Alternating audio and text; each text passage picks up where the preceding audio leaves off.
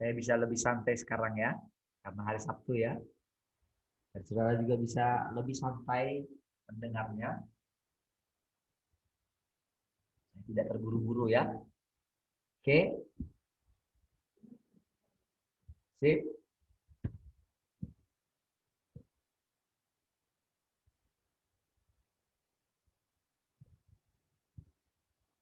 Saudara, bayangkan bahwa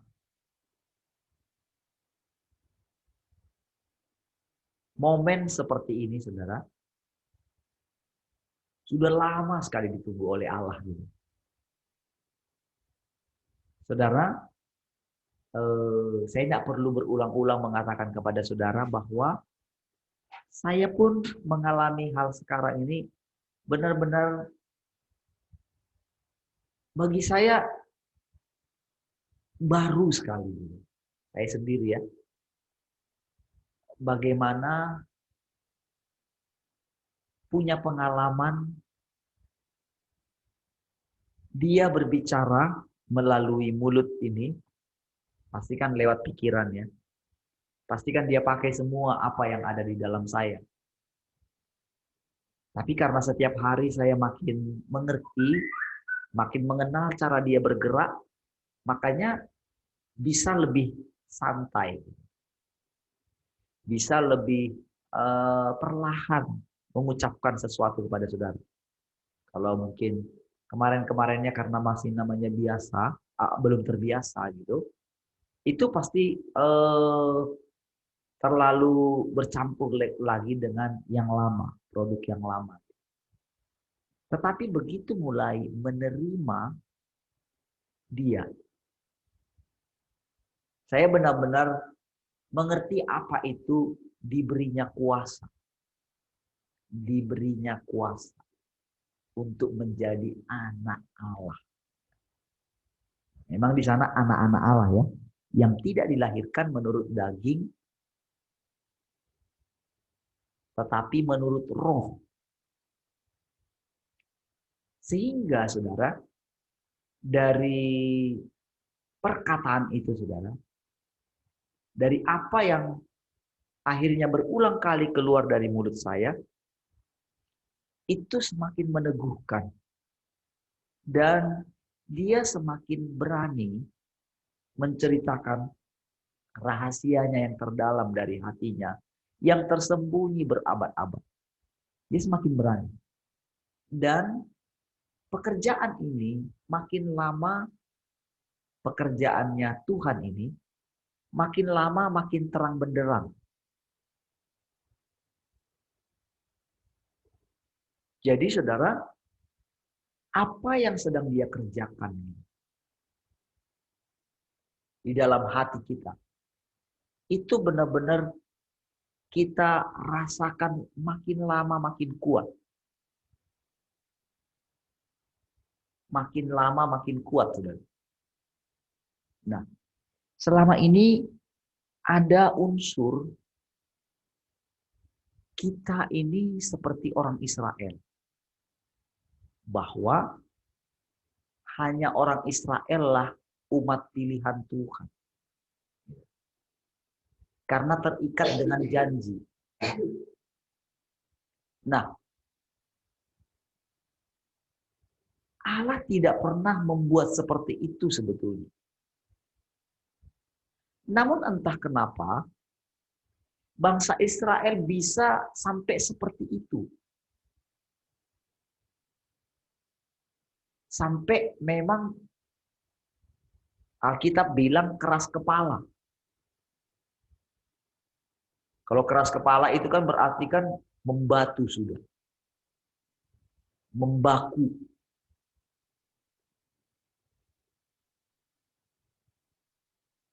Jadi saudara, Allah juga heran. Taurat itu kudus. Tetapi kenapa jadi seperti ini ya? Tentang sabat, tentang apa saja. Itu disalah mengerti semua. Saudara, pengajaran yang mengatakan Jangan apa namanya seperti 2 Korintus 7 ayat 1. Sucikanlah dirimu dari apa namanya hal-hal yang dari dunia ini yang najis gitu kan. Sehingga membuat kita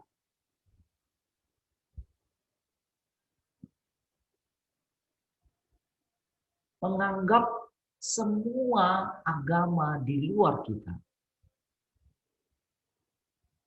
di luar kekristenan, itu menjadi tidak mungkin Allah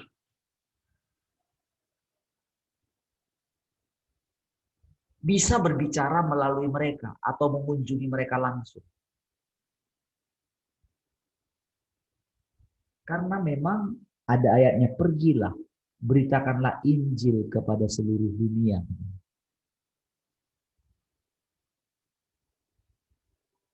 Jadi kita telah membuat perkataan itu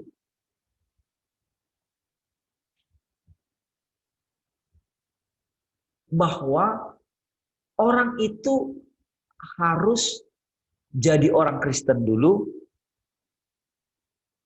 baru Allah bisa berbicara kepada mereka.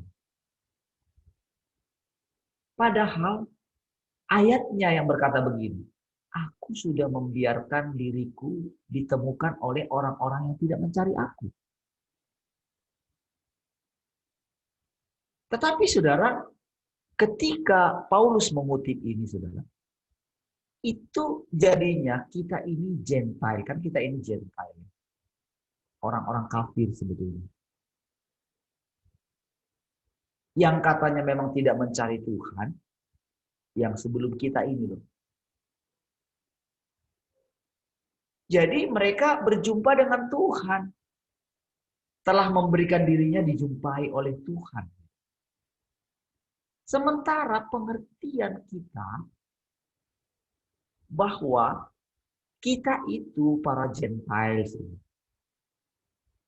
orang-orang kafir ini, yang sebelum kita ini, jadi mereka itu atau kita ini sudah berjumpa dengan Tuhan melalui pengajaran-pengajaran atau isi Alkitab.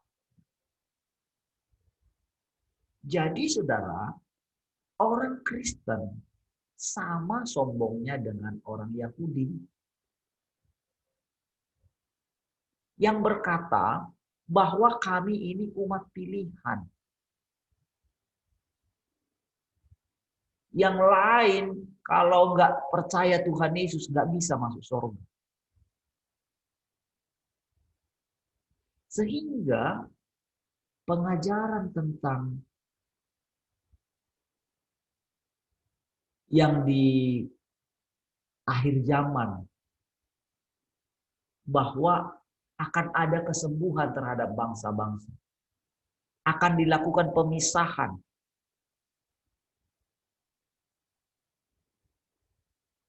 Saudara mungkin pasti ingat tentang ketika domba dan kambing dipisahkan.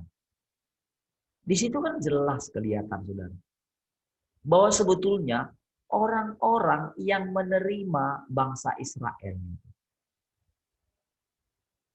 itu mereka bisa masuk ke dalam kerajaan 1000 tahun. Karena anggapan kita, kerajaan 1000 tahun adalah kerajaan yang akan kita masuki setelah rapture. Itulah pengajaran selama ini yang sudah jadi benteng dalam pikiran kita. Jadi seperti ada apa ya?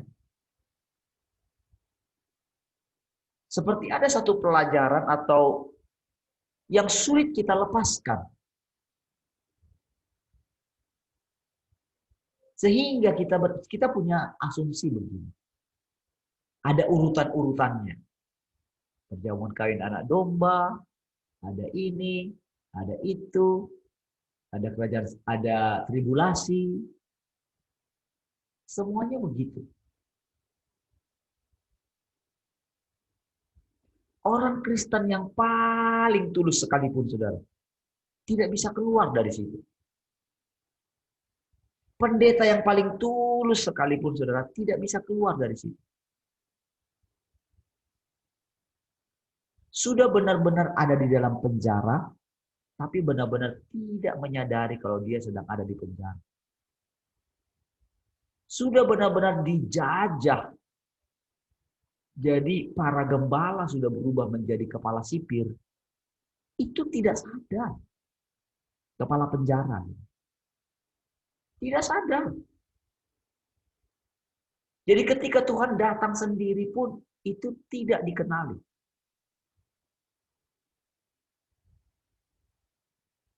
Sehingga membuat ketika Tuhan berbicara melalui orang yang paling kita hina. Yang kita anggap mereka. Jadi kita jadi menganggap orang di luar kita jadi kafir. Padahal dulu kita orang kafir. Macam mana kita menjadi orang percaya? Cobalah lihat saudara. Dari garis keturunan saudara ke atas. Tahu kenapa saya kemarin bilang tentang kakek dari istri saya dari mertua perempuan ya. Mbah Munawar namanya. Saya tiba-tiba saja ingat itu. Kalian sih enak saya bilang. Persis dari garis keturunan di atas, kan masih ketiga. Itu adalah orang yang boleh dikatakan sudah dijumpai oleh Tuhan. Memang dari Muslim juga. Tetapi pendiri gereja, termasuk pendiri, salah satu pendiri gereja GKJW di kampung ya. Dan namanya ada tertulis di sejarahnya gereja di Belanda, pembawa gereja ke daerah Jawa. Karena saudara, kekristenan daerah Jawa itu berbeda dengan yang ada di Sumatera. Di Tanah Batak misalnya ya. Tanah Batak itu kan kekristenannya itu asli dari Jerman. Kalau yang di Jawa itu Belanda. Jadi GKJW dengan HKBP itu beda sumber gitu. Tapi si kakek ini saudara, dia itu pendiri gitu, termasuk salah satu pendiri gitu. Jadi seperti ada penghargaan. Berarti kan itu sesuatu nilai plus. Lah kalau kami bagaimana? Ketika sampai di keturunan ketiga saya ke atas saja, dari bapak saya ke opung saya tidak kenal opung saya dari bapak saya.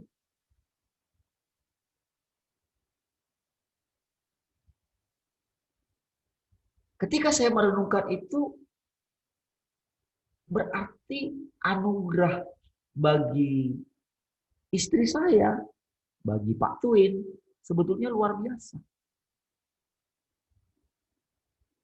Luar biasa sekali. Jadi saya merenungkan begini. Ketika Twin, oleh karena anugerah Tuhan, bisa jadi pendeta gitu ya. Walaupun awalnya ya gimana ya, seperti tadinya ngapain sih. Tapi akhirnya kan jadi ya. Itu kan enggak secara kebetulan. Nah, itu saya renungkan gitu. Luar biasa caranya. Nah, saudara, ternyata selama ini saudara, dia itu bekerja tanpa kita sadari. Dia pilih kita. Bayangkan saudara, dari setiap garis keturunan kita ke atas saudara. Dia pilih saudara dan saya.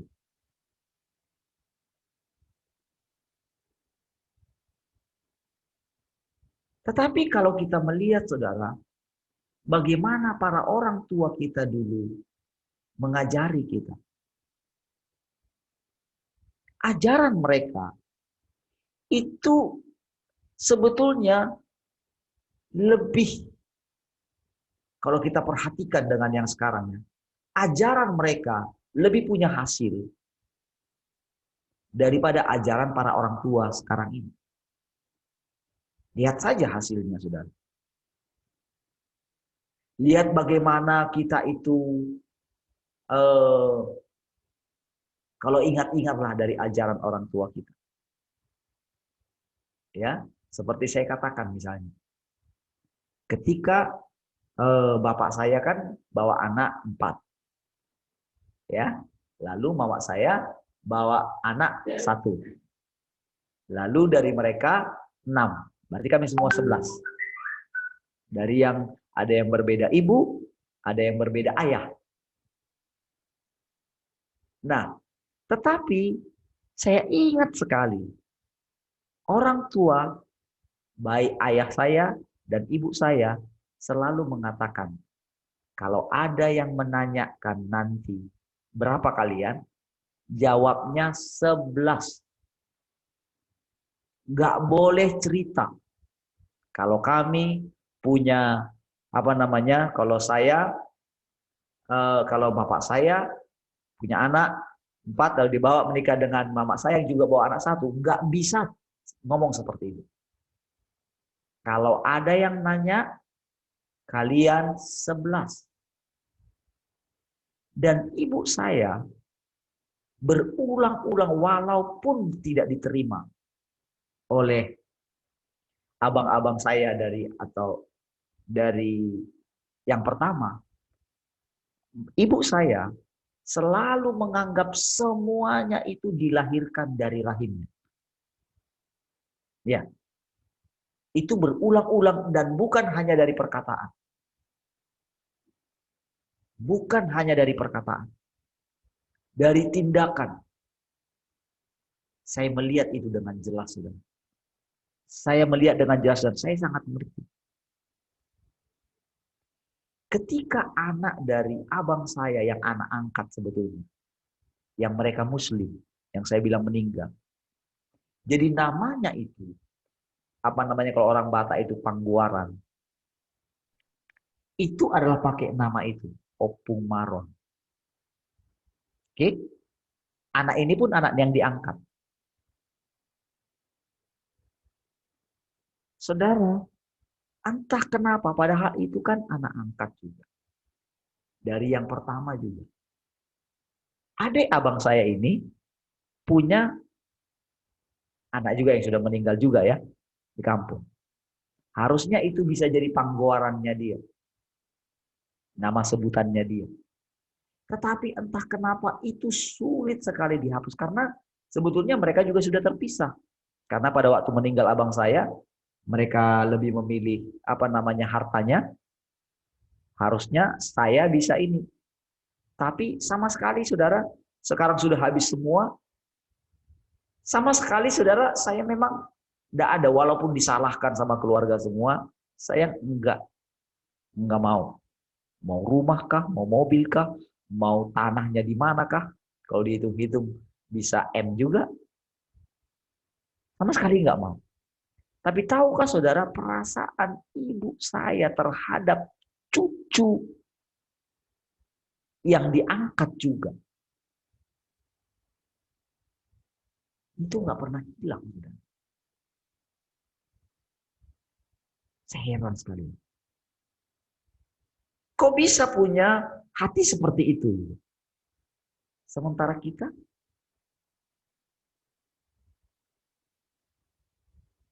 artinya apa? Artinya selama ini yang kita anggap kita sudah karismatik. Karismatik ini kan sudah sangat sombong sekali juga dibandingkan dengan gereja yang sebelumnya. Karena di gereja yang sebelumnya tak ada Roh Kudus kan begitu. Gak pernah ada khotbah yang menyentuh atau apa gitu. Nggak ada, nggak hidup ceritanya. Tapi mereka produk dari situ.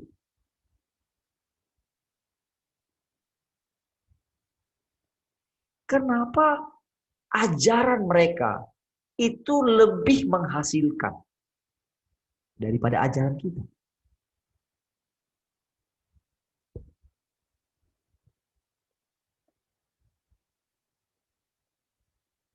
Saudara, itu Tuhan benar-benar yang bekerja di dalam orang tersebut. Sama di cerita keluarga istri saya pun demikian. Kalau dengar ajaran dari kalau istri saya dari mertua laki-laki kan muslim asli, semua yang lain masih muslim. Kecuali bapak mertua saya. Jadi walaupun si kakek ini mungkin kalau dilihat dari dilihat dari istrinya berapa gitu ya. Anaknya pun demikian juga. Ada anaknya yang paling bungsu ya, Lek Amin. Itu bukan paling bungsu ya, laki-laki ya yang bungsu.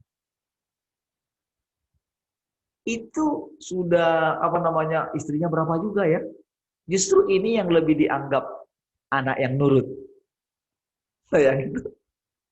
Dibanding dengan ayah mertua saya mungkin. Tetapi kok bisa, saudara? Hasilnya itu, bapak mertua saya. Wow, kalau lihat itu nggak mengerti. Jauh sekali beda, padahal kan sama-sama diajar oleh kakek yang sama. Tetapi kalau saya lihat dari cerita istri saya, walaupun demikian, ketika mau melepas cucunya yaitu dari anaknya yang paling besar berarti kan, yaitu istri saya.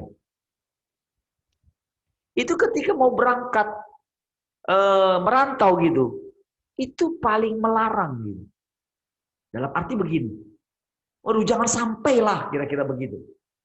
Nggak boleh anak cucuku, nggak boleh ada yang bekerja sama orang.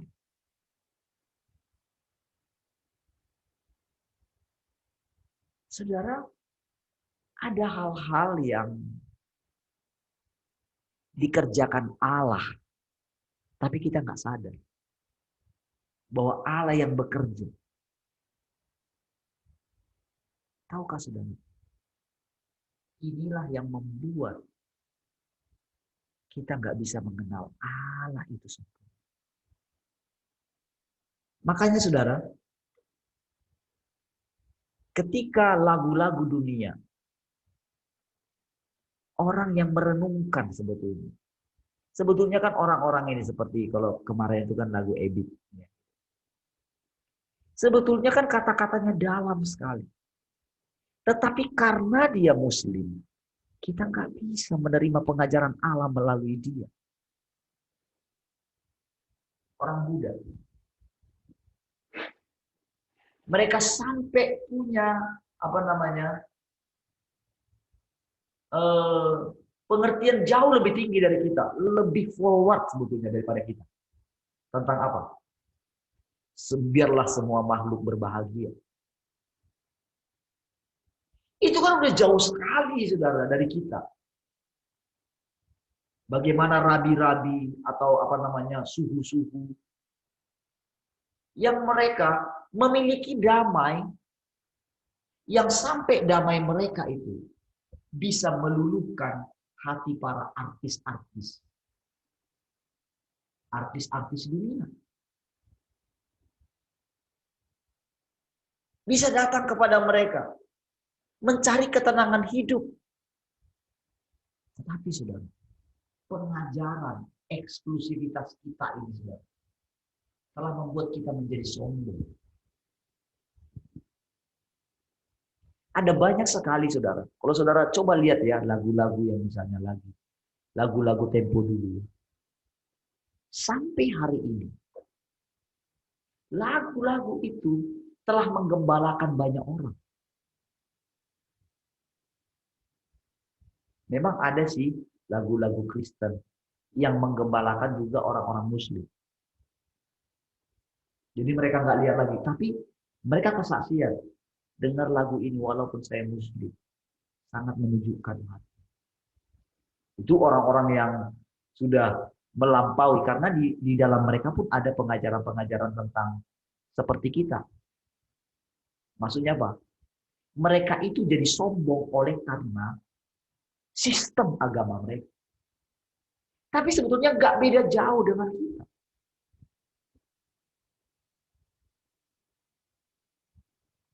Sehingga ketika ada orang-orang yang mulai keluar dari situ,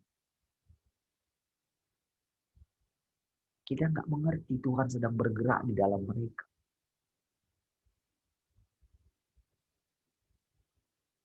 Saudara, bagaimana caranya Tuhan berbicara kepada kita?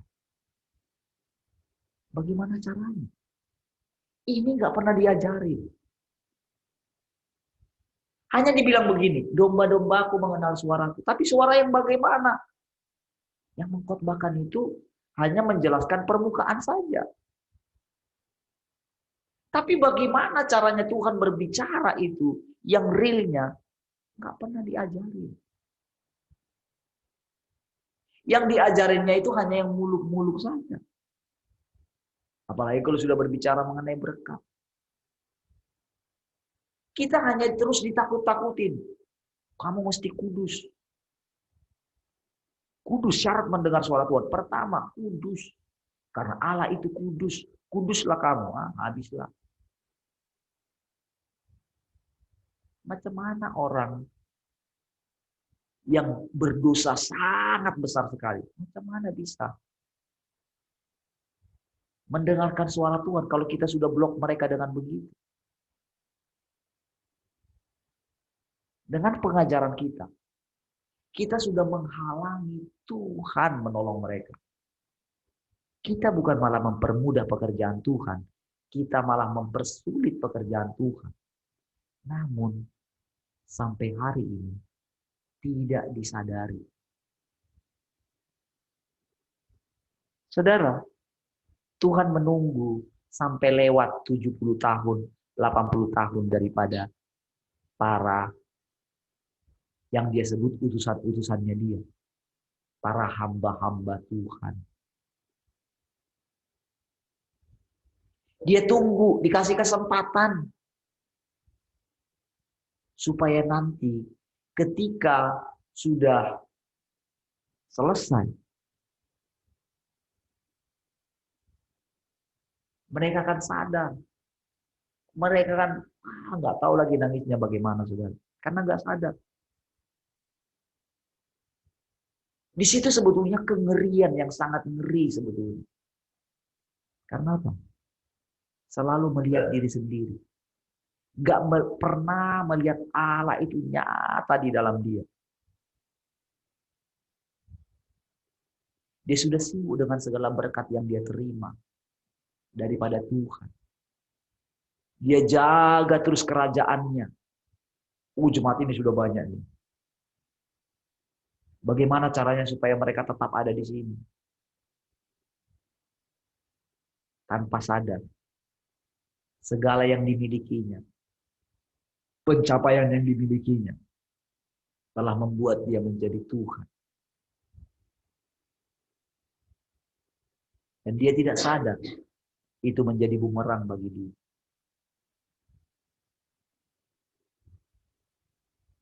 Saudara, saya bisa bilang begini, saudara. Tetapi, perkataan ini juga bisa ke saya. Kamu belum tentu bisa ketika kamu dipercayakan jemaat 1 juta misalnya. Kamu belum tentu bisa melepaskan jemaat yang 1 juta. Makanya setiap kali dari sejak sekarang, saudara, dia mengizinkan situasi atau keadaan. Jadi Tuhan memakai orang-orang yang left group ini juga untuk menghakimi saya.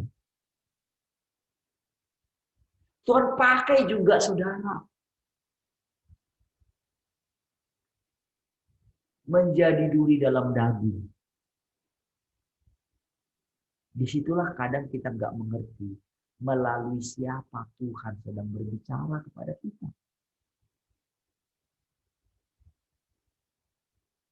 Tuhan benar-benar, jangan saudara berpikir, Tuhan itu menjelma hanya melalui orang-orang kudus. Bahkan dia pakai orang yang paling hina. Supaya saudara mengerti.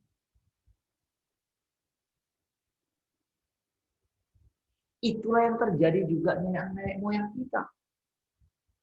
Tanpa sadar saudara, ajaran mereka itu adalah ajaran Tuhan sendiri.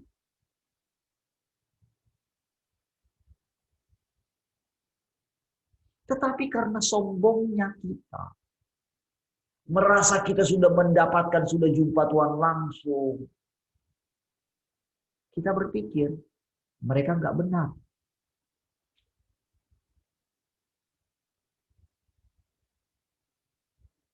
Istri saya baru bilang kemarin itu tentang perkataan mertua saya. Jangan buat Tuhan itu susah lah. Udah capek Tuhan itu. Masa kita buat mencapekkan terus lagi dia. Udah ngurusin kita dari kecil. Sampai besar pun kita minta-minta ini, minta itu. Tapi pendeta mana pernah ngajarin itu. Ngajarinnya pokoknya gini.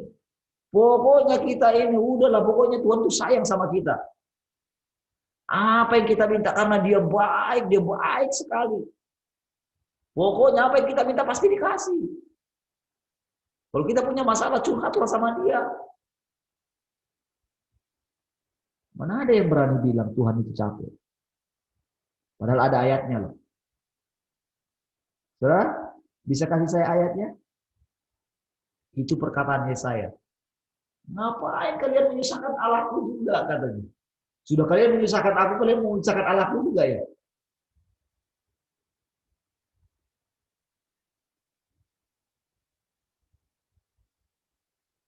Namun saudara, entah kenapa karena keegoisan kita, saudara. Sampai kita nggak tahu kalau Tuhan itu bisa capek. Kita memenjarakan Tuhan di kemahakuasaannya. Oh, Tuhan itu kan nggak pernah tidur dia. Menjaga Israel nggak pernah tidur. Jadi ketika saudara permisi mau tidur gitu, saya kadang gitu ya. Tuhan, istirahat ya. Istirahat dulu ya. Lalu saudara berpikir ketika kita istirahat, Tuhan nggak istirahat. Kan dia menjelma di dalam kita. Menjelma itu gini loh.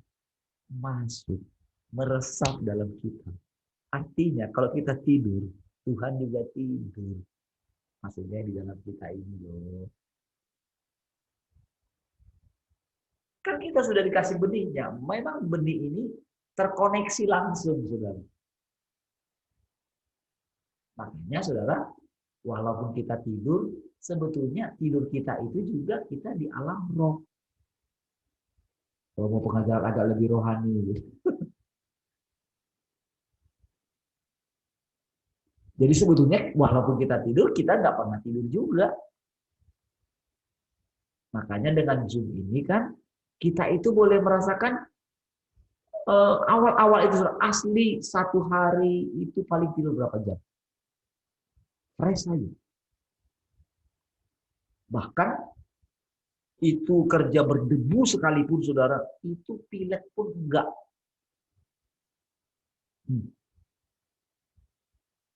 Enggak pernah. Berdebu loh. Kadang enggak pakai masker loh. Kurang istirahat loh. Belakangannya aja saudara mandi itu enggak pernah lagi apa namanya kayak dingin gitu, enggak pernah. Awal-awal itu saudara, waduh. Pagi-pagi satu pergumulan yang luar biasa. Tapi yang menguatkan saya ketika nonton yang bekas luka itu saudara. Ketika dia di ini ya, dihukum di penjara itu harus mandi pada waktu cuaca dingin, mandi air dingin. Itu benar-benar terngiang-ngiang.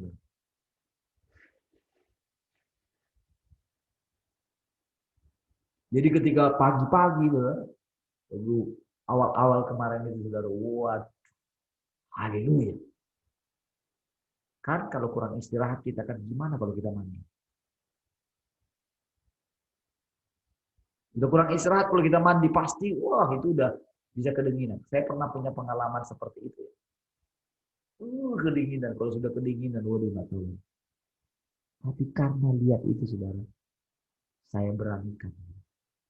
Iya pagi. Iya pagi. Sekarang aja udah lolos gitu. Nggak pernah lagi ngerasakan seperti itu.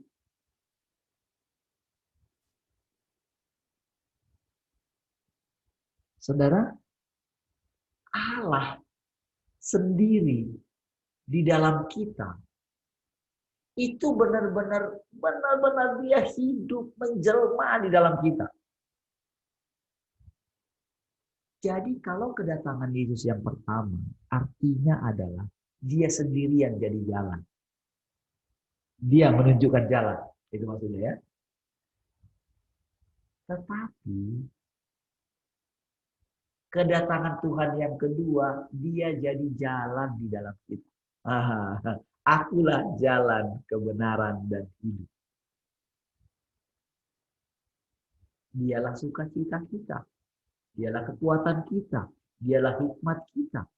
Itulah arti kedatangan Tuhan yang kedua sebetulnya. Benar-benar dia lakukan. Jadi saudara, zaman gereja itu benar-benar saudara, yang dia katakan, kalau kamu tidak bertobat, aku akan mengambil kaki dian daripadamu. Itu bukan hanya bagi satu gereja. Gereja itu cuma satu. Makanya itu adalah zaman gereja. Tinggal kondisinya ada di mana mereka sekarang. Tertinggal di mana? Dalam perjalanan panjang ini saudara, mereka ada di mana?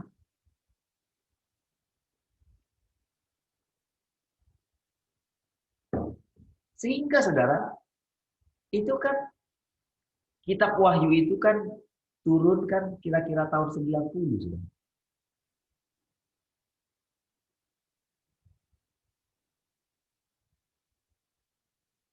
Memasuki hari kedua.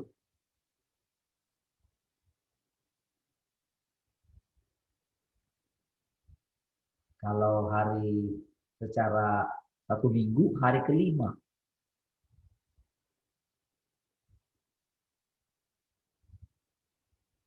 Sebentar lagi kita segera memasuki hari ketujuh. Tetapi kalau menurut kitab apa namanya Hosea, kita memasuki hari ketiga, hidup di hadapannya. Tapi apapun itu istilahnya, dia adalah Alfa dan Omega.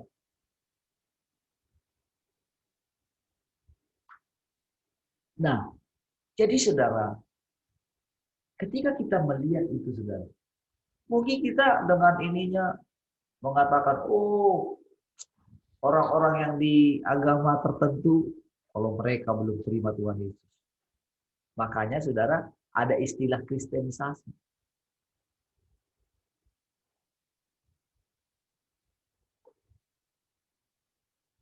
Saudara, para hamba Tuhan sekarang sudah mulai menyadari. Ada yang sudah mulai menyadari. Sudah mulai banyak yang apa namanya nggak perlu mengganti agama. Sudah mulai banyak yang menyadari seperti itu. Penginjilan yang ada di daerah Sunda, wow, itu mereka tetap ke masjid. Ustadznya tetap tapi satu masjid, satu itu sudah percaya Tuhan. Ya,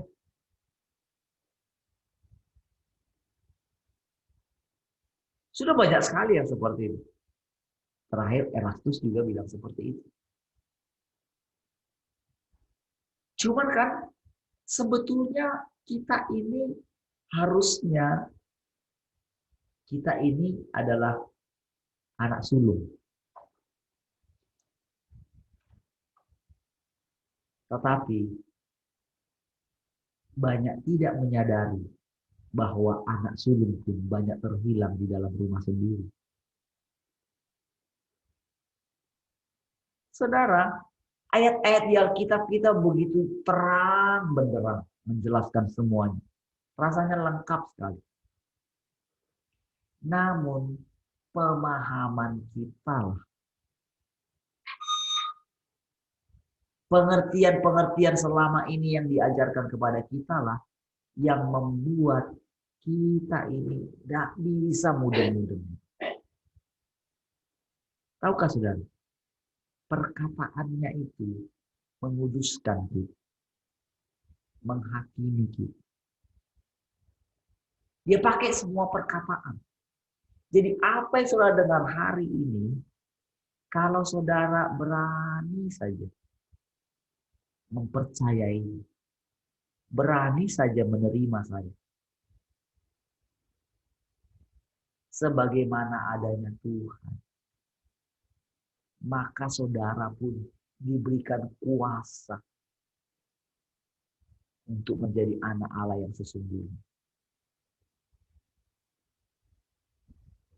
Saya ingat ya ketika waktu awal-awal saya coba munculin langsung yang di Cina itu ya. Ketika saya coba ini, saya pilih. Saya memang benar-benar saudara, bukan lagi cari-cari. Enggak sama sekali. Pada waktu itu saya tidak cari-cari. Karena memang di beranda saya, itu yang tentang kesesatan gereja yang di Cina itu sudah lama. Sudah lama saya tahu. Makanya saya tidak begitu tertarik sedikit pun ya, sudahlah. Tetapi ketika dibawa ke situ, tahu nggak? Itu benar-benar dia tuntun ke situ. Jadi duluan kita mendapatkan naiklah kemari semua gitu. Saya ngikutin aja semua. Apalagi ketika kita keluar. Saudara pikir gampang ya saya keluar dari RTM. Oh, karena saya sudah menemukan kebenaran yang lain, maka saya keluar. Tidak sama sekali. Kan orang menganggap saya seperti itu kan. Oh, karena dia sudah menemukan. Makanya mereka bilang, oh cepat sekali ya dia sesat. Karena bertemu dengan pelajaran yang dari Cina itu. Itu anggapan orang. Padahal saudara, yang saya bilang ketika pedang itu menusuk ke dalam itu. Dulu saya sudah pernah baca bukunya. Tapi saya nggak ngerti apa artinya. Sampai malam itu yang saya bilang di Wahyu 12 itu. Itu tahu nggak saudara? Ketika pertama kali saya bertobat, itulah pertanyaan yang langsung saya tanya kepada abang saya, pembimbing rohani saya. Awal. Pertanyaan itulah, perempuan itu siapa? Anak laki-laki itu siapa? Itu ketika saya pertama kali bertobat.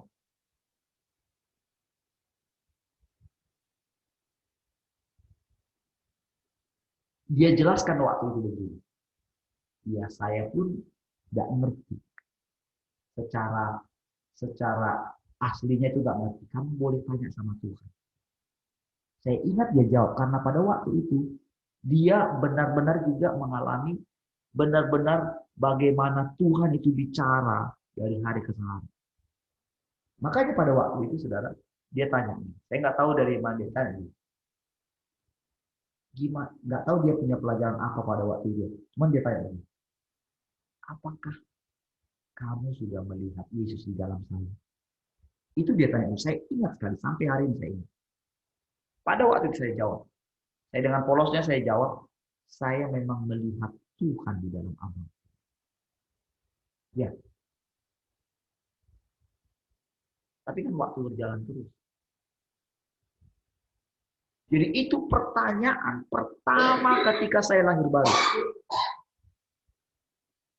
Jadi jangan saudara berpikir saya sekarang aja tiba-tiba ujuk-ujuk mencari Tuhan. Bukan.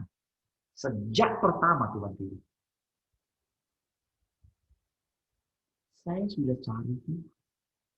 Dan ketika kita masuk ke sini, pertanyaan itulah yang dijawab langsung oleh Tuhan. Tapi saya nggak. Dan tahukah saudara waktu itu? Saya sampai punya pengertian lebih. Saking dramatisirnya Tuhan. Ini saya tahu bagaimana caranya dia menangkap saya. Saya bisa jelaskan.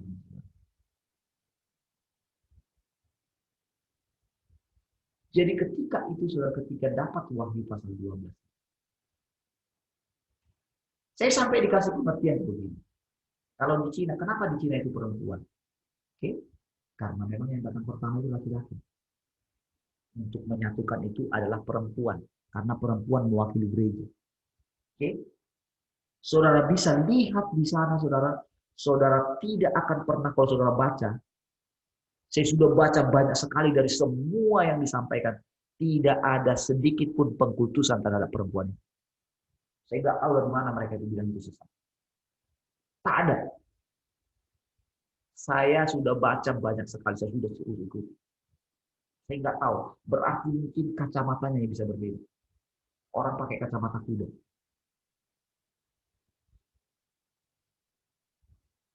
Kalau sudah sesat, nggak berani keluar.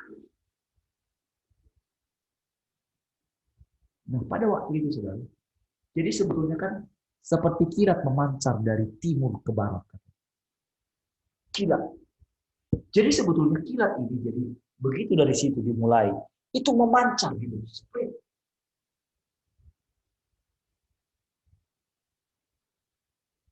Inilah Injil langsung yang Tuhan yang bawa. Dia sendiri yang menjelma. Ini berbeda sekali. Ini sudah pekerjaan Tuhan. Bukan kita. Dia sendiri. Yesus sendiri melalui murid-muridnya memberitakan Injil. Itu sudah jelas di awal. Kalau sudah baca kitab Kisah Para Rasul. Yesus sendiri melalui murid-muridnya. Namun kita nggak begitu ngeh. Walaupun diajarkan oleh guru kita tentang kloning, belum ngeh sekali. Karena apa, saudara?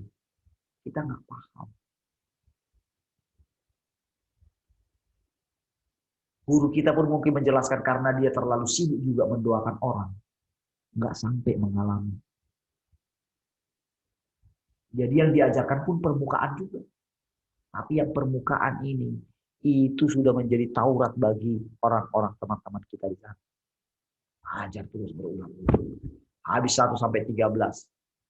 Ajar lagi berulang-ulang. Muncul lagi.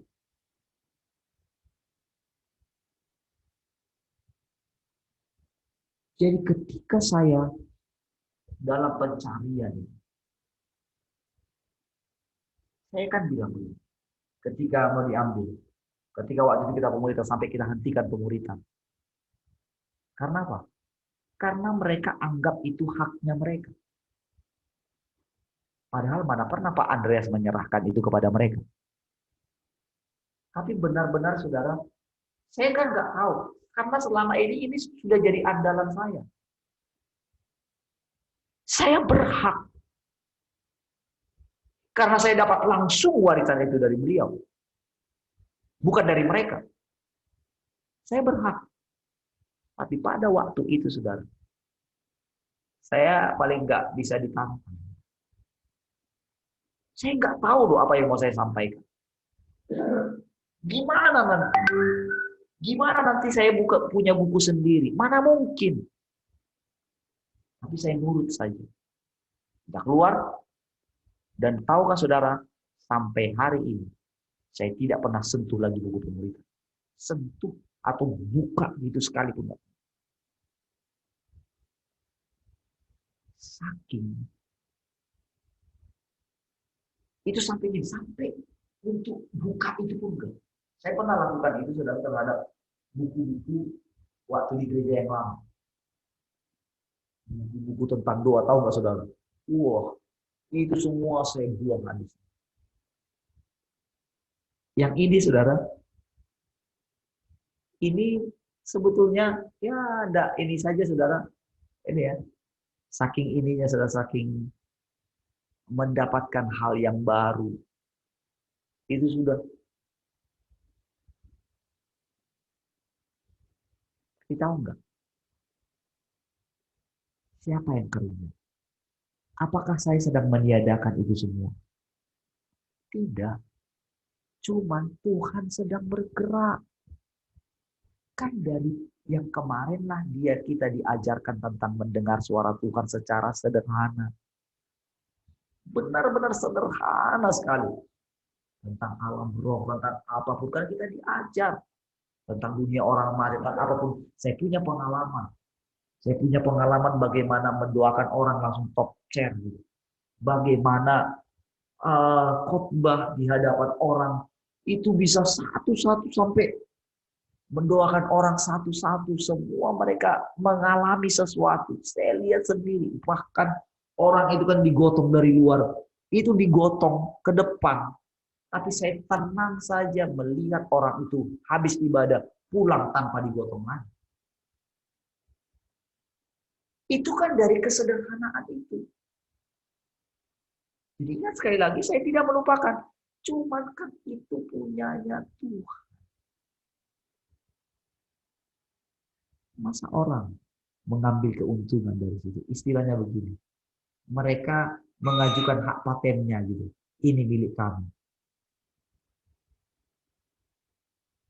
Tapi begitu kita serahkan, kita dari situ kita mendapatkan. Tahu di pertemuan yang di situ saudara, yang saya bilang Wahyu 12 ini. Jadi saudara, di situ benar-benar saya dapat jawaban dengan penjelasan Tuhan sendiri. Kan dikatakan kan perempuan itu kan melahirkan laki-laki katanya kan? Iya enggak? Kan di situ kan?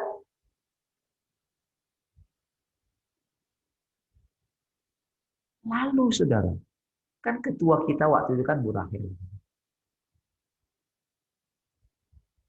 Dan itu jelas itu pengertian yang saya jelaskan ada itu ini saya bilang caranya Tuhan menjelaskan, nggak perlu lengkap semuanya, tapi tujuannya itu hanya untuk menjelaskan gini loh pemilihanku atas engkau. Jadi saudara, kan Bu Rahel itu seperti melahirkan saya. Sampai dia pakai untuk menjelaskan pertanyaan yang dulu waktu baru pertama kali saya lahir baru tahun 97. 96 akhir saya lahir baru berjumpa Tuhan. Ketika saya pulang kampung. Dan itu pertanyaan pertama. Jadi semua diingatkan, saudara. Pada waktu itu, pada malam itu, yang saya bilang, saya seperti ditusuk dalam sekali. Benar-benar saudara, itu hari-hari itu saya nggak tahu mau tersungkur mau gimana, itu benar-benar saudara seperti yang dialami oleh Yohanes, walaupun saya nggak melihat langsung, tapi itu benar-benar kerasa sekali saudara. Itu nggak tahu saudara, dalam sekali masuk. Makanya saudara, ketika saya menjelaskan mungkin hal yang menurut saudara mungkin bisa sombong. Saya sadar saudara, dosa kesombongan itu saudara. Itu ada dosa yang paling keji. Tetapi bukan berarti saudara, saya berusaha untuk menjadi tidak sombong. Bukan itu pekerjaannya. Bukan seperti itu caranya dia melepaskan kita dari sombong. Bukan. Dia kasih firman-Nya, dia tunjukkan siapa kita. Lalu bagaimana respon kita akan itu. Itulah caranya dia melepaskan kita dari kesombongan itu. Jadi bukan simsalabim. Bukan begini saudara, kamu gak boleh sombong ya. Bukan. Tetapi firman-Nya itu yang kita dengar, firman-Nya yang wah itu masuk ke dalam kita, lalu bagaimana reaksi kita? Itulah yang ingin Dia tunjukkan kepada kita. Nah, itulah yang berulang-ulang, saudara. Sampai bisa Dia pakai yang salah. Perhatikan. Tapi kita anggap benar. Tapi begitu kita anggap benar, lalu ketika kita datang di kaki Dia lagi, kita merasa itu salah. Lalu Dia bilang lagi, tidak. Itu awal-awal saya alami. Awal-awal saya alami. Sampai, saudara, ketika ditunjukkan yang saya bilang, saya saksikan kemarin yang saya lihat di Facebook itu, tentang seorang hamba Tuhan yang, udahlah Tuhan, tak serahkan balik. Kamu salah orang, Tuhan. Udahlah salah orang. Aku enggak lah, lihatlah semua. Ninggalkan aku kok. Macam mana? Berarti aku salah. Saking rindunya saya terhadap masa-masa yang indah dulu. Ketika kami baru-baru buka awal pelayanan ini.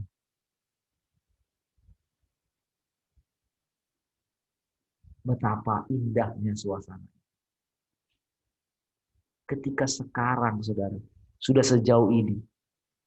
Dari dulu kita nggak pernah mikirin bagaimana gedung gereja. Kita dikasih 3. Kita renovasi lagi. Indah lagi, bagus lagi. Tapi kenapa justru saya nggak menemukan itu?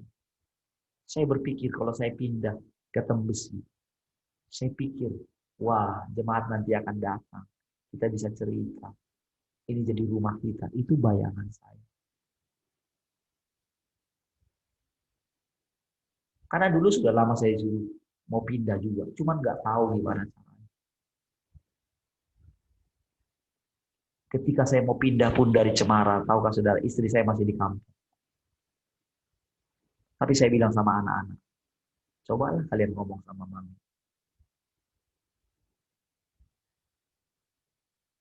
Kan waktu itu kan kami sudah nginap di gereja. Selama istri di kampung, kami sudah nginap di gereja. Dan ketika pulang, kami pulang lagi ke Cemara. Cobalah bilang, cobalah bujuk mami kira-kira begitu. Dan tahukah saudara, saya membuat gimana supaya istri saya ini betah di sini. Dan tahukah saudara siapa itu? Itu Tuhan. Walaupun melalui saya, dia kasih keinginan itu. Ayo, mami minta gimana kamarnya? Anak saya minta kamarnya ini. Ayo gimana? Ayo nanti dapurnya bagaimana? Tapi buatin. Sampai segitunya Tuhan memperhatikan kita. Walaupun kan dipakai manusia.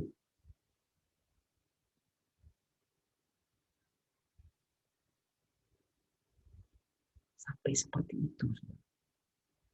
Begitulah dia menjelma di dalam kita.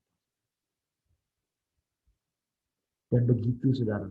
Mulai belakangan, saudara. Sampai saya begini, saudara. Ketika belakangan ini sudah saya cerita. Tahu nggak? Saya lihat wajah istri saya. Saya bisa lihat, saya ingat ketika pertama sebelum kami jadian. Saya lihat kepolosannya. Saya lihat bagaimana. Saya benar-benar cerita. Ketika dia cerita, saya baru sadar. Oh, seperti ini caranya Tuhan memulihkan kamu. Saudara, bisakah melihat itu? Melihat Allah benar-benar nyata sekali dengan.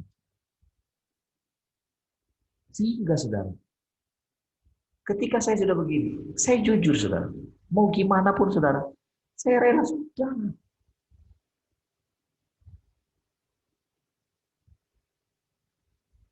peduli benar saya. Saya tinggalkan, kan saya sudah ini sudah. Saya tinggalkan pada itu. Tidak masalah bagi saya.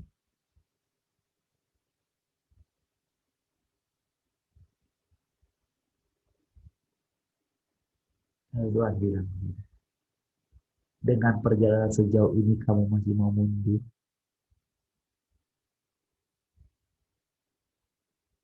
Sudah sejauh ini kita berjalan, kita masih mau mundur. Apakah karena saudara belum memahami saya? Belum mengenal saya? Saya mau mundur. Apakah karena saudara, karena saya menjaga perasaan saudara, saya harus menahan untuk berbasa-basi kepada saudara?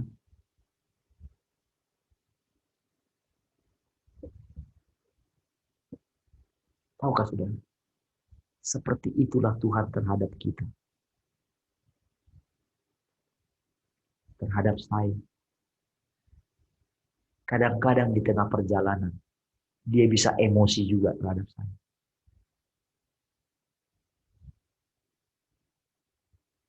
Itulah uniknya kita manusia.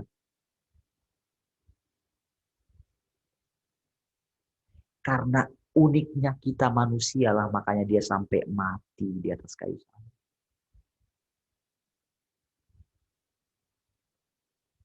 Tetapi saudara, sekarang pekerjaannya bukan masalah siapa yang berani mati untuk dia. Tapi siapa yang berani hidup untuk dia.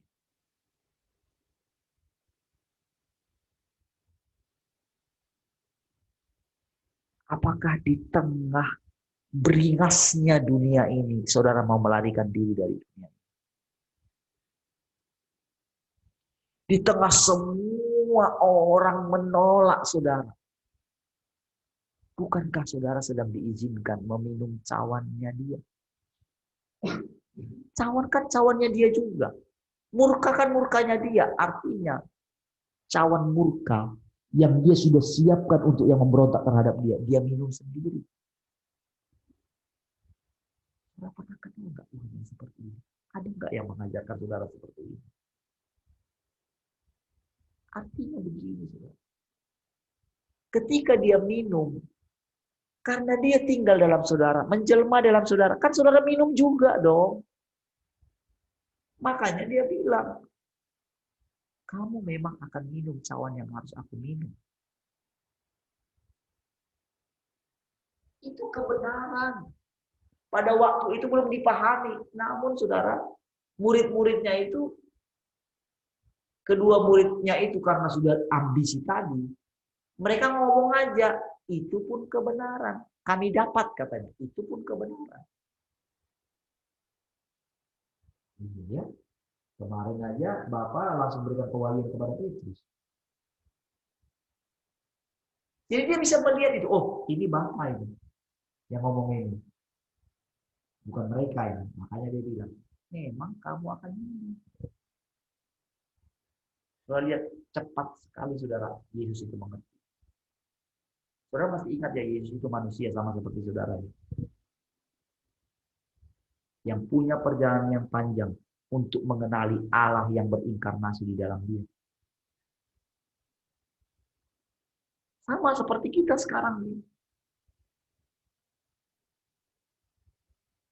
Jadi ketika kita sedih, dia turut sedih. Bahkan sering sekali itu aku. Berkali-kali sudah saya alami. Walaupun kadang-kadang ketika saudara nolak saya jujur ya, tiap kali habis khotbah hari Minggu, saya ingat dulu saudara, saking tidak ada yang mau dekat sama saya, begitu turun dari mimbar, saya salami semua satu-satu. Ada yang pulang nanti ini nggak permisi sama sekali. Jadi daripada mereka nggak permisi, lebih baik saya salami dulu. Ada yang datang nanti nggak ada yang berani nyalam saya dulu. Saya lakukan, saya salami.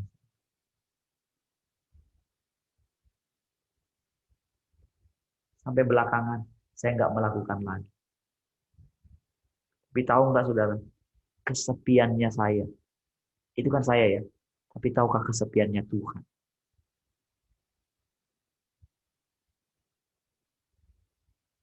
Sering kan saya pikir saya yang ditolak kan. Tapi tahukah saudara, saudara menolak Tuhan, bukan menolak saya saja. Sebagaimana saudara sungkannya atau apa saya nggak tahu sungkannya. Begitu wajah saudara nggak muncul di sini, saudara pikir saudara sedang menghindar dari saya. Alasan apapun saudara buat, saudara menghindar dari Tuhan. Jika nggak berani memunculkan wajahnya atau jadi ke radio, oke, saya terima. Saya terima perkataan saudara. Tapi tahukah saudara, dengan saudara hitung-hitungan data, harga apa yang saudara bayar untuk jumpa Tuhan? Harga apa?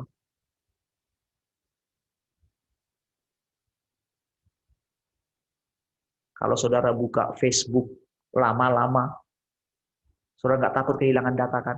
Nonton YouTube, saudara nggak takut kan kehilangan data kan?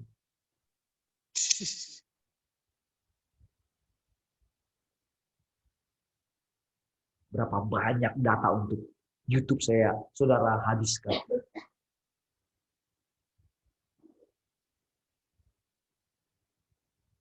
Saudara bisa punya alasan banyak. Oh, saya pun bisa mendengarkan. Yang lebih dari didengar Pak Parlin itu saya sudah dengarkan. Saudara bisa bilang seperti itu.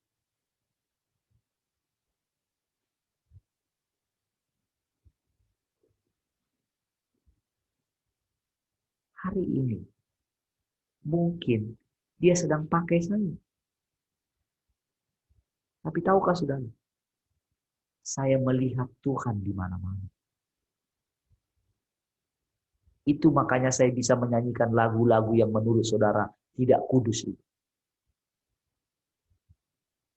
Dan saya harus taat ketika disuruh nyanyiin. Tahu nggak? Saya tahu itu menyakitkan beberapa orang.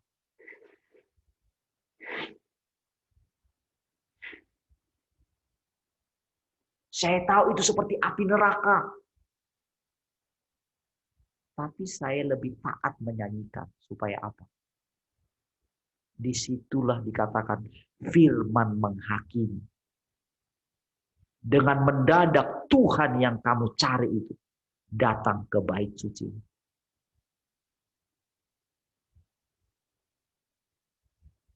Cuma selama ini kita pikir, oh Tuhan datang. Oh dia datang dengan pedang di rumah kita. Siapa kau? Kawan atau lawan? Kita kan maunya kan yang dramatisi seperti itu kan. Gak begitu lagi caranya dia bekerja. Pekerjaannya sudah lain. Dia nyata sekali. Lalu banyak orang berpikir, oh nanti gimana ya kalau terjadi penganiayaan begini. Itu karena apa nanti yang kita takutkan, itulah yang terjadi. Saudara, kalau kita memang ditentukan untuk seperti itu, kita pasti dianugerahkan untuk roh untuk mati martir. Jadi jangan menganggap orang yang mati martir itu lebih daripada saudara.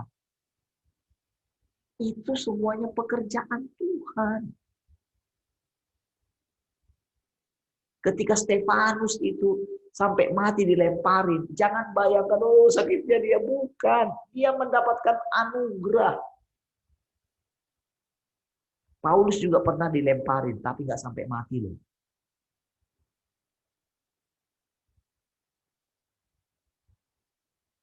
Tapi itu pun anugerah. Jadi jangan begini, jangan tentukan kematianmu. Seperti yang dilakukan oleh orang-orang yang menantikan kedatangan Tuhan. Mereka membayangkan, oh nanti pray sebelum. Pokoknya kita akan diangkat. Percayalah, nggak akan terangkat. Rasanya kalau mau jumpa sama orang itu, percayalah. Bapak nggak akan terangkat. Oh, nggak akan percaya dia, saudara. Iblis. Saya pasti dibilang iblis, gitu, saudara. Nggak akan percaya. Ya. Nggak ada gunanya berdebat. Jadi, saudara, kalau dia sedang bekerja di antara kita, sadari, saudara. Firman-Nya itu, saudara, coba duduklah di kaki Tuhan. Desaklah Tuhan. Tunjukkan pertobatanmu di hadapan.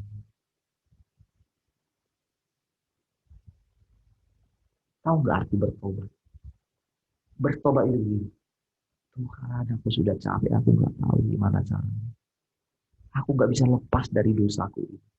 Aku nggak bisa lepas, kok aku nggak bisa. Kok masih ada kebencian dalam hati. Duduklah di kaki Tuhan.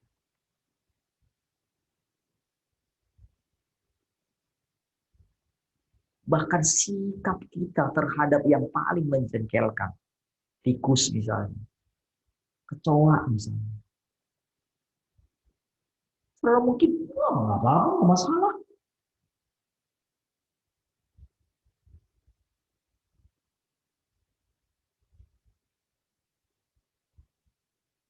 Misalnya makan babi misalnya kan.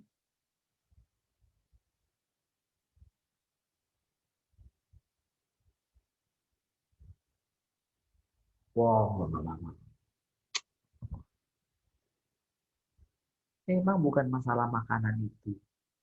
Bukan. Coba nanya.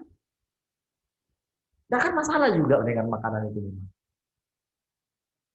Tapi nantinya, kalau saudara lihat nanti perubahan, kan awal-awalnya kan manusia nggak ada makanan. Bahkan nanti akhirnya kan, ada padaku ada makanan yang tidak kamu kenal. Apakah kita lihat bagaimana Musa ketika dia ada di Gunung Sinai 40 hari 40 malam. Apakah di situ lalu Musa istirahat makan dulu, dia keluar dari situnya karena Yosua sudah menyiapkan makanan yang sedap. Adakah begitu?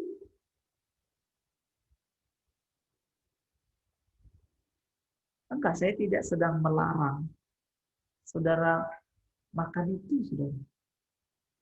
Tapi coba,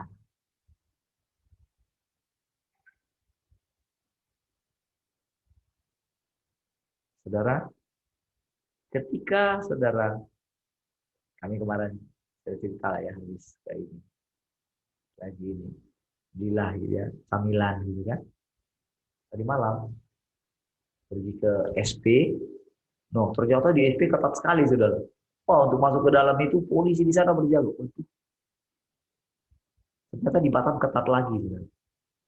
Wah, gitu ya. Di rumah coba makan gitu. Kalian nggak tahu ya, istri saya cerita. Kalian nggak tahu ya gimana dulu kita. Makannya gimana gitu. Kan camilannya sederhana. Ya kayak apa itu? Ya yang snack ringan lah. Cuman kan ya suka lah gitu kan.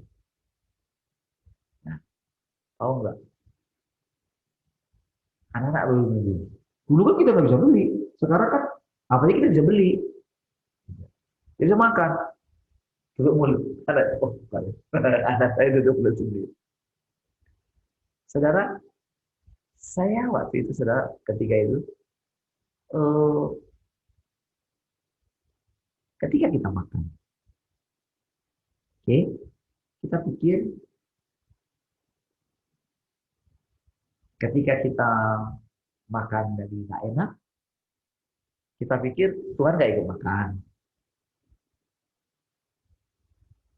Jadi loh, selama ini kamu hidangkan makanan untuk aku, seperti itu ya. Tapi kan aku makan juga kan. Karena kita pikir kita self pity terus ya. Kita pikir kita lah yang makan susah.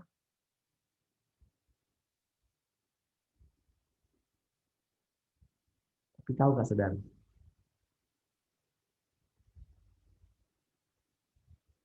Saudara ingat lagu apa? Guguk Derita? Pernah dengar lagu Guguk Derita, lagu dangdut itu?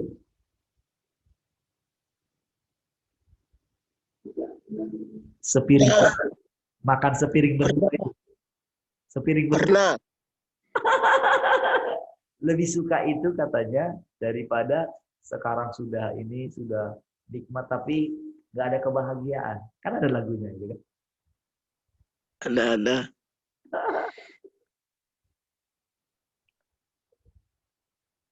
Nah, ketika kita makan ya agak enak lah. Lalu gitu kan enak gitu kan. Berpikir Tuhan gak menikmati, dia tersenyum. Kalau boleh dia ngomong, wah kita makan enak ya hari ini ya.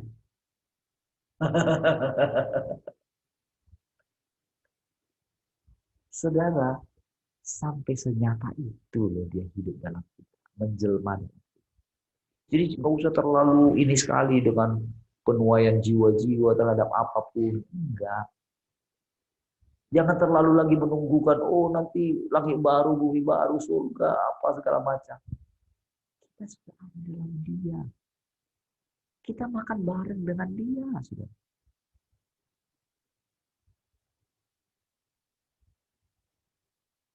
Amin. Makan sama-sama dia. Saya sudah bantu bikin meja ya. Terus mejanya itu ketinggian, saudara. Tinggian, ya kan? Baru kemarin. Ya. Saya udah bilang, saya udah panggil istri saya, ini ketinggian gak ini meja? Nah, saya pikir kan dia minta meja. Dia bilang, ketinggian gak? Enggak lah, gak ketinggian. Tapi begitu dikasih kursi yang kecil, ketinggian. Nah, kebetulan kan ada kursi yang dulu dari sekretariat itu yang kursi biru, agak tinggi itu. Coba ambil itu katanya. Dia ambil. Wah, keren sekali. Kayak saya coba pen gitu kan. Coba ambil kopinya di sini. Sore-sore kemarin sebelum kita Zoom gitu. Duduk di situ. Nikmati. Tahu enggak sebenarnya? Hal seperti itu dia pakai untuk menyadarkan kita. Ini kamu di surga. Jadi jangan kita bayangkan surga itu. Enggak, kita terlalu berhalusinasi. Surga itu is so real. Seril kehidupan kita saat ini. Nah, kalau kita lagi di dunia kita melihat semua itu, bukan untuk menakuti saudara. Jangan takut. Kemanapun saudara pergi, saudara bawa Tuhan. Kalau saudara bawa Tuhan, saudara bawa nuansa surgawi. Jangan terpengaruh dengan yang di luar. Kalau dia sangat sabar selama ini terhadap saudara, sabar juga lah terhadap Tuhan. Kalau dia hadir melalui tikus, aduh, yang sangat kita benci. Aduh, bagaimana? Apakah Tuhan apa namanya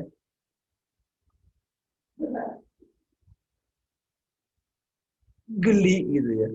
Gimana ketika diciptakan? Jadilah kecoa gitu kan. Tiba-tiba ketika dia bilang, kalau itu kan sebetulnya jadi saja semua gitu kan. Nggak tahu gimana ceritanya. Apakah memang satu-satu? Sepertinya bukan satu-satu, tapi yang dipikirannya jadi semua. Itu jadi bermacam-macam kan gitu kan. Tiba-tiba keluar kecoa gitu kan. Masa kayak gitu kan. Gak mungkin ya. Keluar lipan gitu ya. Gitu. Keluar tikus gitu kan. Apakah Tuhan seperti itu? Kan tidak ya. Tiba-tiba keluar singa. Wow. Gitu. Apakah Tuhan kaget gitu? Paling dia kayak, oh kamu. Nah, baru dia datang di kakinya Tuhan gitu kan.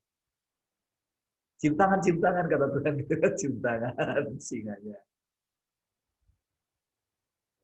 Saudara, agama lain menjelaskan kepada kita.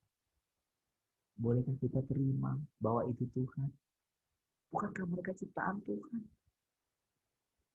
Mereka tetap dengan kepercayaan mereka. Bukankah itu Tuhan?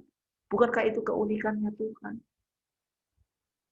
Gus Dur bilang begini, kalau agamamu memisahkan engkau dari saudaramu yang tidak seagama dengan kamu, berarti yang jadi Tuhanmu bukanlah Tuhan pencipta, tapi agamamu.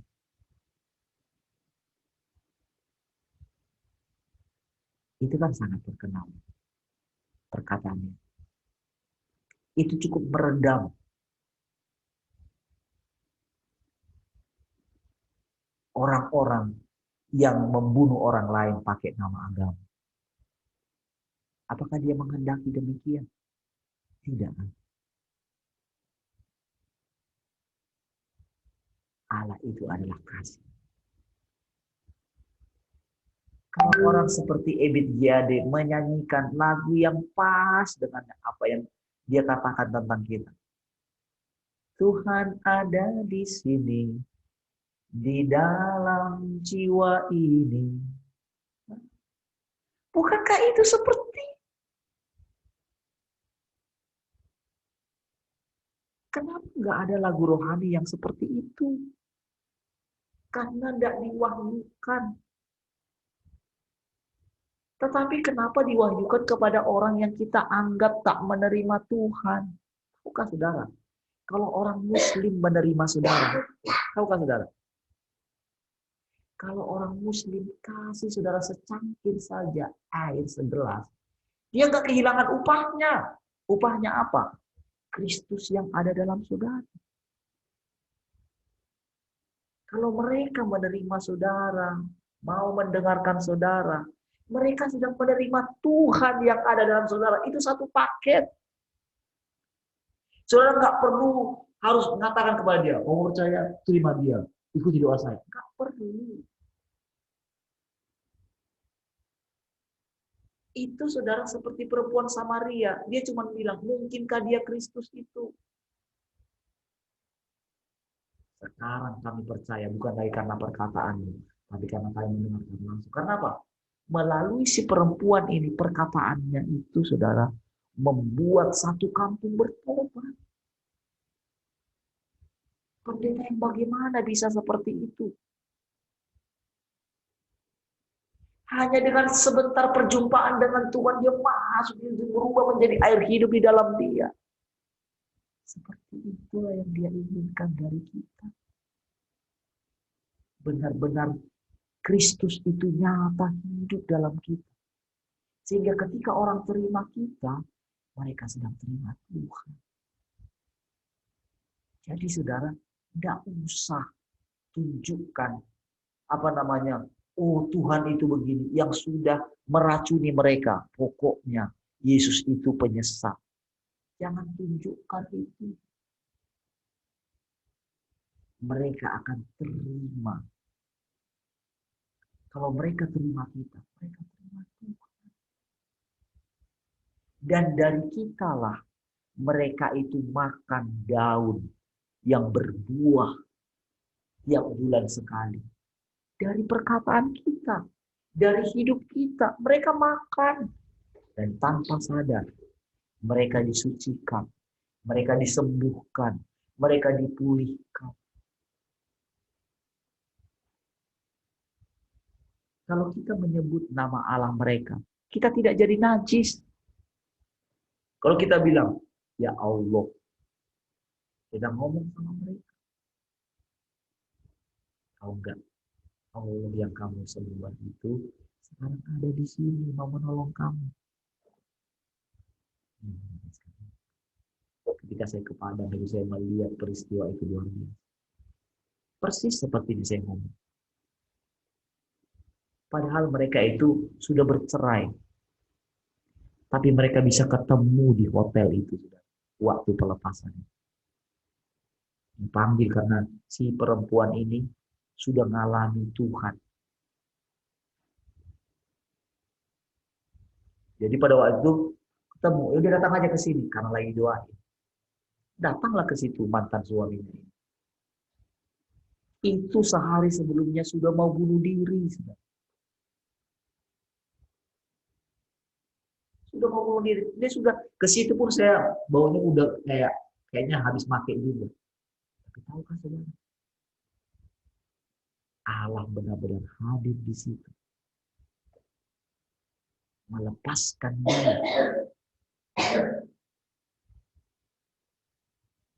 Kalau mungkin si perempuan kita pikir, ya ini laki-laki.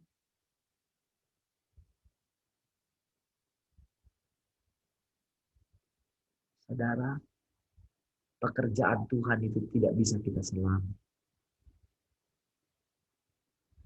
Jadi mari, saudara.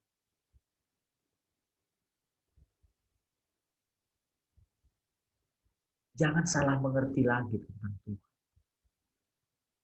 Dia benar-benar ada di dalam saudara. Saudara pun punya pengalaman seperti itu. Nanti intensitasnya akan semakin tinggi. Saudara. Ketika saudara berbicara dengan orang, kelembutan hati saudara. Ketika orang menolak saudara, saudara akan gini. Hanya engkau sih yang ditolak sebenarnya. Saudara merasakan penolakan. Seperti itulah yang dirasakan oleh Tuhan. Jangan buat Tuhan itu seperti batu saudara yang tak punya perasaan. Kalau saudara punya perasaan sakit ditolak, sakit seperti itu yang dirasakan oleh Tuhan tertolak. Apalagi ditolak oleh anak-anak yang dikasihi. Bukankah para hamba Tuhan yang saya ceritakan tadi semuanya itu nggak pernah punya kasih yang mula-mula dengan Tuhan. Mereka pernah. Allah punya pengharapan atas mereka. Nanti kalau anakku ini jadi besar, dia akan mengerti di mana aku susahnya membangun bisnis ini. Kan sepertinya kan dia kan buatkan kerajaannya seperti perusahaan. Kan?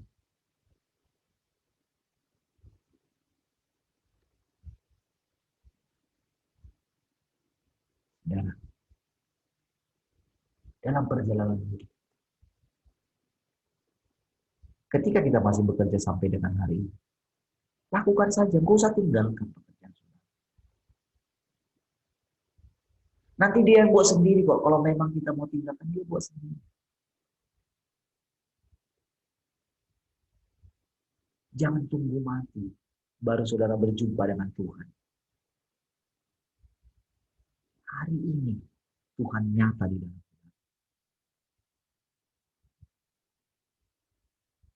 Amin, saudara. Dia sangat nyata. Apapun yang saudara kerjakan, dia ikut mengerjakan.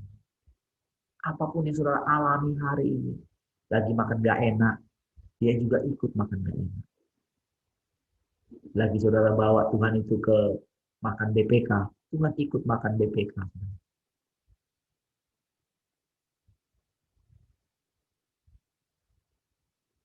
Tapi kalau dia bilang begini, kayaknya kita boleh makan ini lagi lah, dengerin lah. Kenapa Tuhan? Tuhan gak suka ya? Kamu kan tahu sebetulnya kan ini bukan makanan.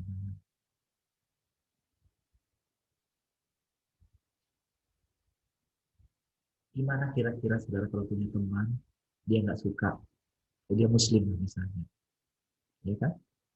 Lalu karena saudara teman akrab sekali, tapi karena saudara tahu perbedaan itu, kira-kira saudara masih mau makan itu nggak di depan, makan sama-sama dia, mungkin kan? Walaupun mungkin teman saudara itu nggak apa-apa, saya nasionalis, nggak apa-apa kamu makan, saya makan yang ini, mungkinkah? Saudara kan akan menghargai perasaan dia kan? Saya percaya. Karena dia menjelma dalam saudara, dia makan juga.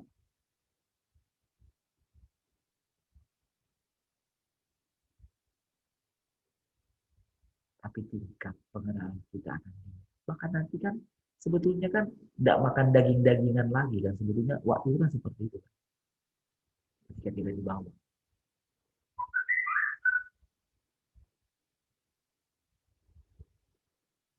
Itu namanya mulai mengerti. Oh,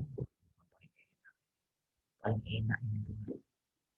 Cobalah dengarkan dia. Yaitu menurutmu enak.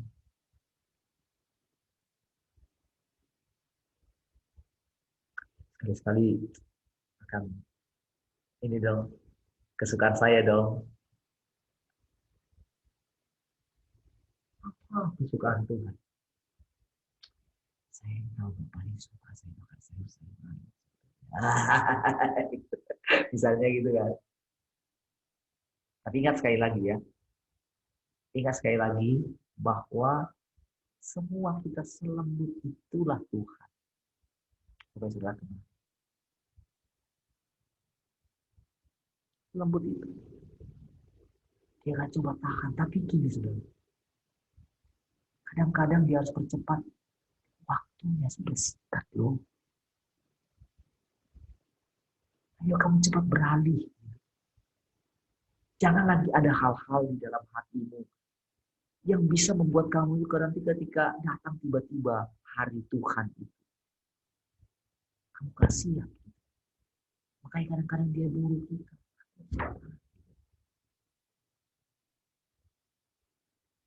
Jadi kadang-kadang kalau dia, wah rasanya aduh. Nah itu Tuhan juga. Supaya kita cepat. Apalagi kan waktu kita kan berjalan terus. Kan kalau kita nggak taat mendengarkan suaranya dia, kita kan nggak mendapatkan hidup. Kan hidup yang kita dapatkan kan tidak otomatis. Kan harus ada unsur ketaatan kita. Ketaatan kita mendengarkan perkataannya. Kalau kita meraskan hati kita nggak merenung. Saya yakin sekali, saudara. Ini yang saya alami terus. Saya jadi mengenali, saudara. Suara Tuhan itu yang bagaimana. Saya mengenali sekali. Pasti di sini terasa sekali, saudara. Perkataan-perkataan. Terasa sekali. Terasa sekali perkataan-perkataan itu. Bahkan benar-benar dia hidup. Terasa sekali. Ketika saudara bicara apa saja. Benar-benar saudara seperti berdua. Atau ketika kita dapat pengertian ada Bapa, ada Tuhan Yesus, ada Roh Kudus. Seperti berempat. Bahkan ketika semakin meluas, saudara bisa merasakan kehadiran orang-orang kudus. Itu yang saya katakan tadi. Kita nggak pernah kehilangan orang tua kita. Mereka sangat nyata di dalam kita. Karena mereka ada dalam Tuhan. Karena DNA kita sudah diperbaiki dia. Saudara nggak takut lagi. Karena mereka sudah dikuduskan semua. Jadi kalau mereka panggil, karena kita mungkin tiba-tiba saja gitu kan. Kangen ya sama orang tua saya, sama ibu saya yang sudah bersama dengan Tuhan. Bisa. Seperti terlimpah. Gak ada lagi saudara. Surga dan bumi itu sudah menyatu sekarang. Alam roh dan alam materi sampai menyatu. Itulah artinya dia menjelma. Itulah artinya air mata kita sudah dihapus. Macam mana saudara air mata saudara dihapus? Sekian lama saudara kehilangan orang yang saudara kasih. Saudara punya kenangan. Macam mana dia bisa menyembuhkan? Dia bisa menyembuhkan. Dengan apa? Hadirnya mereka. Walaupun sesaat saja. Bukan saudara yang mengingat-ingat. Suaranya hilang. Hilang ya? Hilang. Di tempat Pak Tuin yang kali yang hilang. Yang lain nggak hilang ya? Siapa tadi yang bilang suaranya hilang? Hilang kah? Sekarang? Sekarang Pak Tuin? Cek 1. Coba cek lagi. Audionya di mana masalah? 20. Jelas, Pak.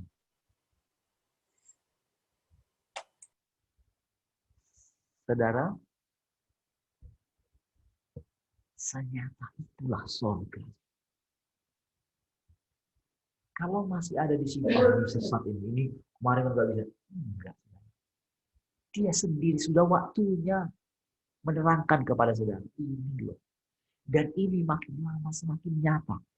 Inilah yang membuat kita dilindungi dari hari pencobaan. Karena apa? Fokusnya kita ke Tuhan sekarang. Makin lama dia makin nyata. Haleluya. Baik, sudah 6:21. Terima kasih teman-teman ya. Saya bisa sabar menunggunya.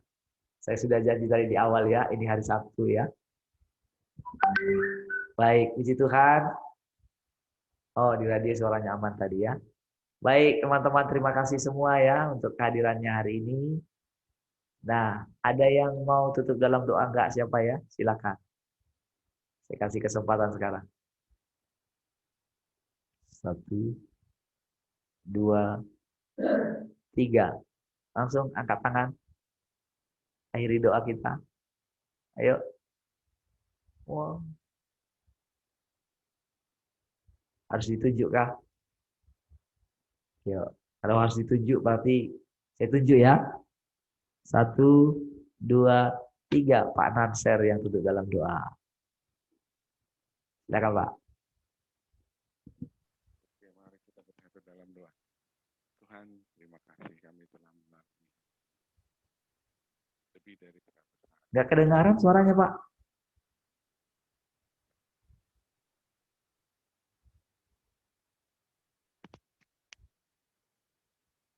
Selamat pagi. Ya. Kami bersyukur untuk telah kurang lebih 100 hari kami bersama dengan Engkau, Tuhan, mendengarkan suara-Mu. Karena itu kami bersyukur dan berterima kasih. Kami semakin dekat bahwa ternyata Tuhan ada di dalam diri kami. Karena itu adalah satu kebanggaan. Karena Engkau telah memilih kami sejak kami mulai dari kandungan. Bapa, untuk hari-hari ke depan, kami boleh semakin kuat, semakin bergembira, semakin heran lagi pakai hamba-Mu, Pak Parlin dan keluarganya, Tuhan. Ceritakan firman-Mu lebih baik lagi, sehingga kami semakin meningkat. Kami datang dari kekosongan dan pulang dengan kepenuhan. Nah, itulah sukacita yang dapat kami alami, Tuhan. Dan kami juga mau mendengarkan berita bahwa Tuhan ada dalam hidup kami masing-masing. Karena itu boleh kami sharing, Tuhan, supaya itu juga menumbuhkan kehidupan iman kami dalam diri kami masing-masing. Terima kasih Bapak. Apapun yang kami kerjakan hari ini, Tuhan ikut terlibat di dalam pekerjaan kami, karena kami melakukannya untuk Tuhan. Terima kasih Bapak, inilah doa dan permohonan kami sampaikan melalui anak-Mu Yesus Kristus, Tuhan Juru Selamat kami. Amin. Amin. Terima kasih semua.